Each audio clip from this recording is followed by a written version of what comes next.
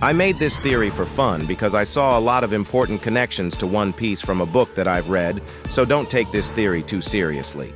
With that being said, I hope you enjoy this video. The most powerful figures in One Piece are inspired by celestial objects located in our solar system. Luffy is the sun god, so he's inspired by the sun. The five elders are associated with planets. Specifically, the planets are Mercury, Venus, Mars, Jupiter, and Saturn. The ancient weapons are also associated with planets, namely Uranus, Pluto, and Neptune. Now, I know there isn't an ancient weapon specifically inspired by Neptune, but in the story of One Piece, Poseidon, also known as Shirahoshi the Mermaid Princess, is the daughter of Neptune. Additionally, Poseidon is the Greek counterpart of the Roman god Neptune, both of whom ruled over the sea. So, I think it's safe to say the ancient weapon Poseidon was inspired by Neptune, or at least connected to it. The supernovas, now known as the worst generation, are inspired by stars in our galaxy. When stars reach the end of their cycle, they become supernovas. A supernova explosion can easily obliterate nearby planets. The five elders are named and inspired by planets, which is why they fear the supernovas so much. When Luffy, a supernova, reaches the end of his cycle, also known as Laugh Tale, the truth will turn everybody against the world government, thus destroying their long-running regime. This is why they are so focused on stopping Luffy. Now that I have pretty much explained the similarities between powerful figures in the One Piece world and our solar system, I bet you are probably thinking, where does Imu fit in? I've mentioned every planet in our solar system except for Earth. However, I don't believe Imu is represented by Earth either. I believe whoever possesses the power of the Earth God Devil Fruit will fit into that spot, but that's a theory for another day. So, where does Imu fit into the solar system? Is Imu the moon? I highly doubt that as well, because Blackbeard is the counterpart of Luffy. Luffy is represented by the sun, which is light, while Blackbeard is represented by the moon, which is darkness. Blackbeard was also already depicted sitting by the moon, hinting that he's represented by the moon in this big equation. So again, where does the sacred ruler of the world, Imu, fit in this solar system structured hierarchy? My theory is that Imu isn't inspired by a normal planet in our solar system, but by a planet no one knows about. A planet that will one day destroy humankind. This planet is known as Planet X. Planet X is a term used to describe a possible unknown planet that might be located far beyond Pluto in our solar system. Scientists think it could exist because some objects in the outer solar system have unusual orbits that might be influenced by a large unseen planet. While we haven't actually seen this planet yet, researchers are looking for it to understand more about our solar system's structure. There are theories and speculations, often found in popular culture, suggesting that when Planet X is finally revealed, it could signal a doomsday scenario or major cosmic event. Planet X seems extremely similar to Imu. Just like how Planet X is speculated to affect celestial objects in our solar system from the shadows, Imu does the same thing. Imu operates from the shadows, manipulating the Holy Five Elders, causing major catastrophic events around the world. It is said that the day Planet X shows up, there will be massive earthquakes, tsunamis, and floods. During the final saga, Imu has been appearing a lot more in recent chapters. There have also been a lot of earthquakes causing the sea level to rise. Because of this, the world is starting to flood. Are you starting to see the comparison now? I actually have a great theory I've been thinking about.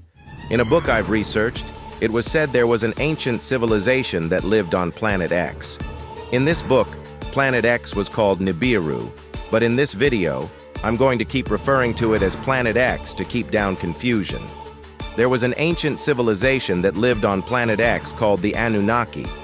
They were said to have made contact with Earth in the distant past. They were so advanced, they were capable of traveling back and forth from Planet X to Earth in just seconds. This method seems a lot similar to the gorosei using a summoning circle. Now, in One Piece terms, what if Imu and the gorosei actually aren't from Earth? What if they are from a distant planet? But I know you might be wondering, I thought the 5 elders were named and inspired by planets. How could they be from another planet? Maybe their names indicate which planet each gorosei first made contact with. I don't know, I'm not Oda. I'm just here to provide you with great One Piece theories.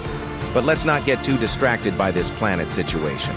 As I mentioned earlier, I believe Imu and the gorosei could possibly be from a distant planet. This wouldn't be entirely new to the One Piece series either, because we see Enel on the moon interacting with extraterrestrial creatures. So, if there is extraterrestrial life on the moon, then it could very well exist in other places. Back in Skypiea, we see a statue of an oddly looking being that we have never seen before. If you look at the dimensions of this creature's body, it looks a lot like Imu's dimensions. Maybe this is the race that Imu is associated with, the beings who came to Earth from another planet. Another reason I believe Imu and the gorosei are from a different civilization is because of their magic summoning. We have never seen black magic being used in the One Piece series until Saturn appeared. Maybe the use of magic manipulation is normal for their species, like fire manipulation is normal to King. Additionally, I want to talk about their unlimited healing.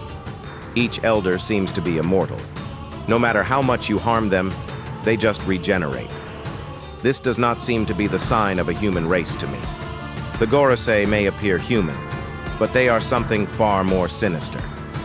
Now, let's discuss why the gorosei and Imu might have come to Earth from a place like Planet X. As I mentioned earlier, the Anunnaki went to Earth to further advance Earth's civilization. So, what if that's the reason Imu and the gorosei arrived? I think Imu and the gorosei came to Earth to spread their magical power throughout the universe.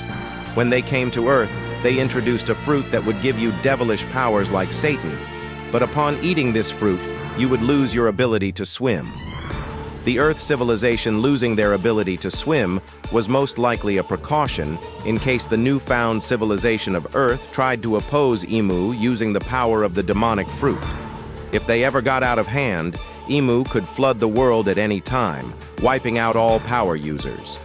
The reason the gorosei didn't have devil fruit names when they appeared in the manga is because they were already born with their power from a distant planet. This power is already in their system.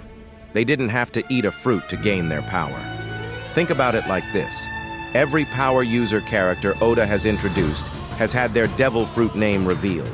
Now, all of a sudden, when the gorosei show up, Oda randomly decides not to reveal their power just yet. This is not a coincidence. The gorosei were definitely already born with their power. I think once Imu and the gorosei saw all the different races on Earth, they decided to stay and learn more about this planet. Before long, they decided they'd rule Earth. This is why, in the recent chapter, Vegapunk specifically mentioned that special races in the One Piece world are starting to die out. Just like the Anunnaki, Imu and the gorosei came to Earth to spread their knowledge and advancement. However, when they saw special races, they became envious. This is why I think the world government is so interested in people's lineages. They want to advance their own knowledge and power. If you ever reread or rewatch One Piece, just pay close attention to how fascinated the world government is with special races. Well, that's all for this video. I hope you enjoyed it. This was just a fun theory, so once again, don't take it too seriously.